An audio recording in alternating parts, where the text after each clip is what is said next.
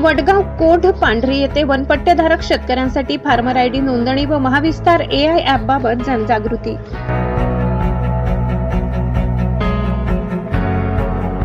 वडगाव कोढ पांढरी येथे कृषी विभागाच्या वतीने वनपट्टेधारक शेतकऱ्यांसाठी विशेष मार्गदर्शन कार्यक्रमाचे आयोजन करण्यात आले होते।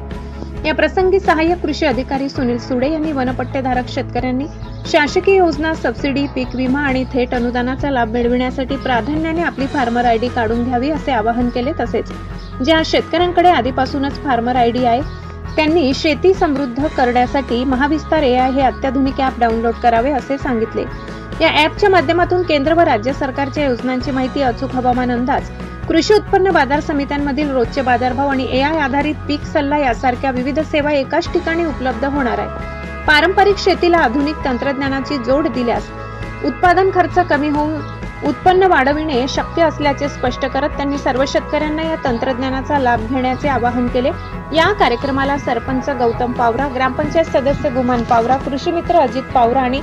हिरालाल पावरा यांच्यासह अनेक शेतकरी बांधव उपस्थित होते। ब्युरो रिपोर्ट, नवापूर गर्जना न्यूज चॅनल नेटवर्क। वडगाव कुपंडे गाव मासत हा ते ज्या ज्या बी आपला वनपट्टेधारक शेतकरी होता जिनरी केसेल ते त्या शेतकरी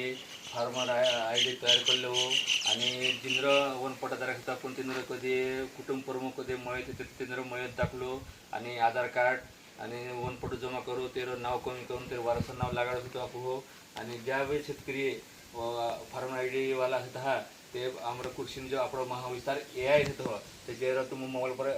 एआय अपलोड करलो कारण एआय अपलोड पर आपण मोठे कृषी दुसऱ्या स्कीम टाकाय दुसरं आपण काही काही होता म्हणजे योजना से किंवा डीपीडी से की तसं त्याचं मोठा आपण